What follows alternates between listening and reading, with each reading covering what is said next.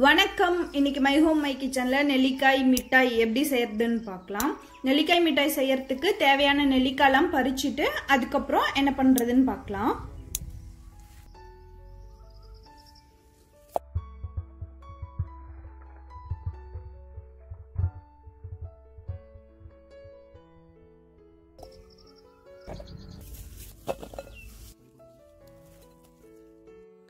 ரெண்டு கிலோ நெல்லிக்காய் பறிச்சிட்டு வந்திருக்கேன். இப்போ இதில் இருக்க இலையெல்லாம் எடுத்துட்டு தண்ணியில் நல்லா 2 தடவை கழுவி சுத்தம் பண்ணி எடுத்துக்கலாம்.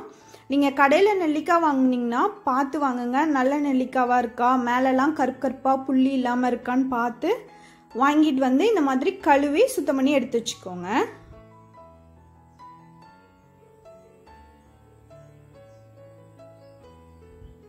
அவ்வளோதான், சுத்தம் பண்ணியாச்சு.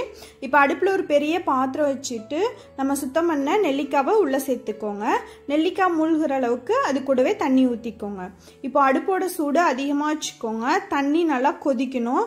தண்ணி நல்லா கொதிக்க ஆரம்பிச்சதுக்கப்புறம் 3லேருந்து 5 நிமிஷம், நெல்லிக்காய் சின்ன சைஸாக இருந்துச்சுன்னா 3 நிமிஷம், பெரிய சைஸாக இருந்ததுன்னா 5 நிமிஷம் வேக வச்சு தண்ணியெல்லாம் வடிச்சிட்டு நெல்லிக்காவை மட்டும் தனியாக எடுத்து வச்சுருங்க. இப்போ இதோட சூடு சுத்தமாக குறைஞ்சி ஆறணும். இப்போ ஒரே ஒரு நெல்லிக்காய் மட்டும் நான் உங்களுக்கு எடுத்து காமிக்கிறேன். இந்த மாதிரி நம்ம பிரித்தோன்னா தனித்தனி துண்டுகளாக எடுக்கிறதுக்கு நல்லா வரணும். நல்லா ஆறுனதுக்கு அப்புறமா எல்லாத்தையும் பிரித்து வச்சிடலாம்.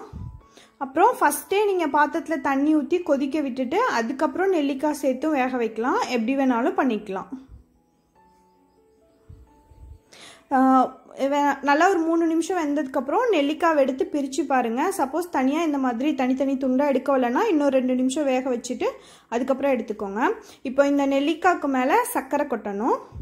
2 கிலோ நெல்லிக்காய்க்கு 2 கிலோ சர்க்கரை.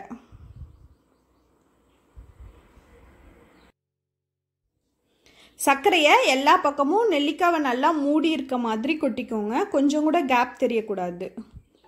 சர்க்கரை எல்லா பக்கமும் நல்லா மூடி இருக்க மாதிரி கொட்டினதுக்கப்புறம் மூடி போட்டு மூடி வச்சுருங்க. 3 நாளைக்கு இந்த சர்க்கரையிலேயே நெல்லிக்காய் இருக்கணும். நெல்லிக்காயில் இருக்க சாறுனால சர்க்கரை அப்படியே கொஞ்சம் கொஞ்சமாக உருகிரும். 3 நாள் நல்லா ஊறும்போது இடையில அப்பப்போ செக் பண்ணிக்கோங்க. செக் பண்ணிவிட்டு சும்மா ஒரே ஒரு களை மட்டும் கலந்து விடுங்க. 3 நாள் சர்க்கரை தண்ணியில் நல்லா ஊறினதுக்கப்புறம் நெல்லிக்காய் பார்க்கறதுக்கு இந்த மாதிரி இருக்கும். இப்போ சர்க்கரை தண்ணியிலேருந்து நெல்லிக்காவை மட்டும் தனியாக எடுத்து வச்சிடலாம். சர்க்கரை தண்ணியை நல்லா வடித்து எடுத்து வச்சுக்கோங்க. அடியில் கொஞ்சமாக சர்க்கரை கரையாமல் இந்த மாதிரி இருக்கும். பரவாயில்ல, அது அப்படி தான் இருக்கும். இப்போ இந்த சர்க்கரை தண்ணியை அப்படியே ஓரமாக வச்சிடலாம். இப்போ நம்ம எடுத்த நெல்லிக்காவை மட்டும் தனித்தனியாக ஒரு தட்டில் வச்சுருங்க. நல்லா ஒரு பெரிய ட்ரேவாக எடுத்துக்கோங்க. இல்லைன்னா ஒரு 2-3 ட்ரே எடுத்து அதில் இந்த மாதிரி தனித்தனியாக இருக்க மாதிரி வச்சுக்கோங்க. இப்போ இதை கொண்டு போய் வெயிலில் வச்சிடலாம். வெயிலில் 2லேருந்து 3 நாள் காய வைக்கணும். டெய்லியும் வந்து தட்டை மாற்றிடுங்க.